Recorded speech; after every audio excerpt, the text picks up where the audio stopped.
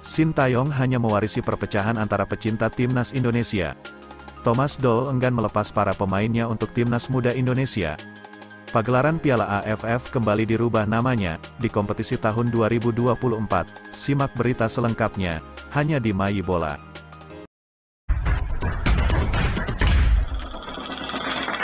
Garuda di dadaku.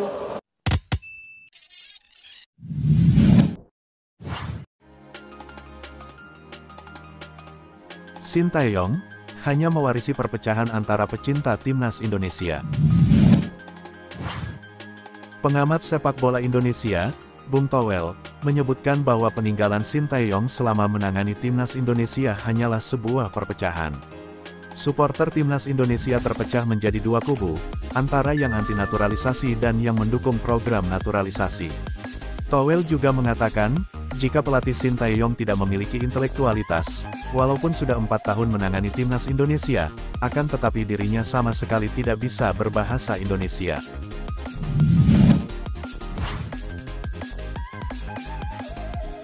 Edi Rahmayadi meminta program naturalisasi untuk dievaluasi kembali.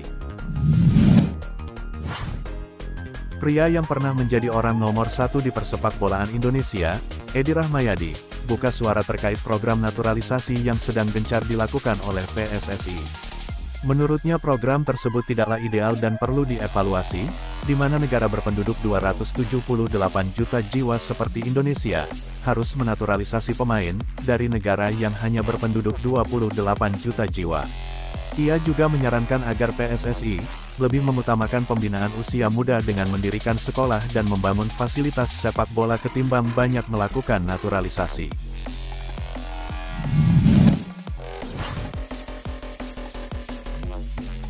Thomas Doll enggan melepas para pemainnya untuk timnas muda Indonesia.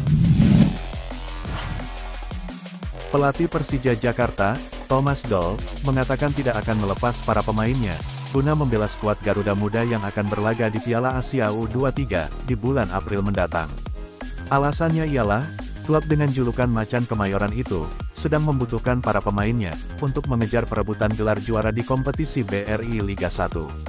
Pelatih asal Jerman itu juga beranggapan jika Piala Asia U23 bukanlah bagian dari agenda resmi FIFA, sehingga tidak ada kewajiban bagi klub untuk melepas para pemainnya demi berlaga di turnamen tersebut.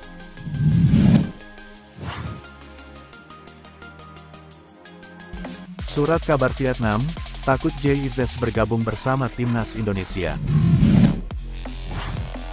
Media asal Vietnam, Dan Tri, merasa khawatir dengan rampungnya proses naturalisasi dari JIZS.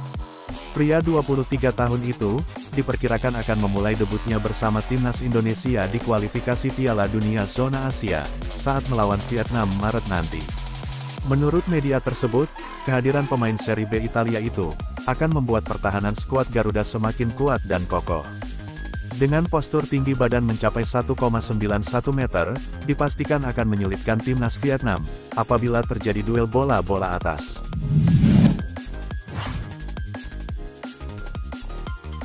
Sintayong inginkan tidak ada lagi permainan kasar di Liga Indonesia.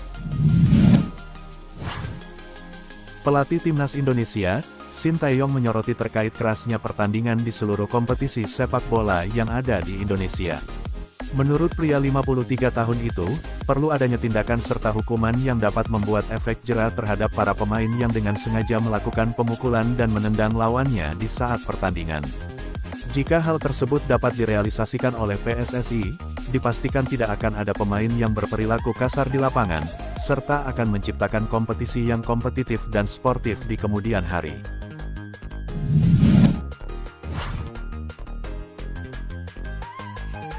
Timnas Argentina akan kembali ke Indonesia untuk berlaga di FIFA Matchday. Jurnalis asal Argentina, Leo Paradiso, mengatakan bahwa ada kemungkinan skuad dengan julukan Tim Tango akan datang kembali ke Indonesia untuk melakukan laga persahabatannya di bulan Maret nanti. Bukan hadir untuk melawan timnas Indonesia, melainkan untuk menggelar laga persahabatan dengan timnas dari negara lain. Menurut Leo, lawan yang akan dihadapi timnas Argentina dalam laga persahabatannya itu ialah negara yang berasal dari kawasan Afrika, diantaranya Timnas Nigeria dan Timnas Pantai Gading.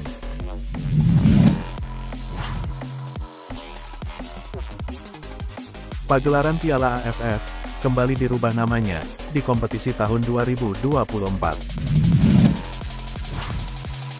Turnamen 2 tahunan di kawasan Asia Tenggara akan berganti nama dari AFF Cup menjadi ASEAN Cup per November 2023. Rencananya, ASEAN Cup itu sendiri akan digelar pada tanggal 23 November hingga tanggal 21 Desember tahun 2024. Sekedar info, bahwa pagelaran tersebut sudah beberapa kali berganti nama, mulai dari Tiger Cup, AFF Suzuki Cup, AFF Mitsubishi Cup dan sekarang dirubah menjadi ASEAN Mitsubishi Cup. Dan semoga saja, dengan perubahan nama itu, dapat membawa hoki bagi timnas Indonesia, yang diharapkan bisa meraih gelar pertamanya dalam pagelaran tersebut. Jayalah timnas Indonesia. Bravo, Garuda!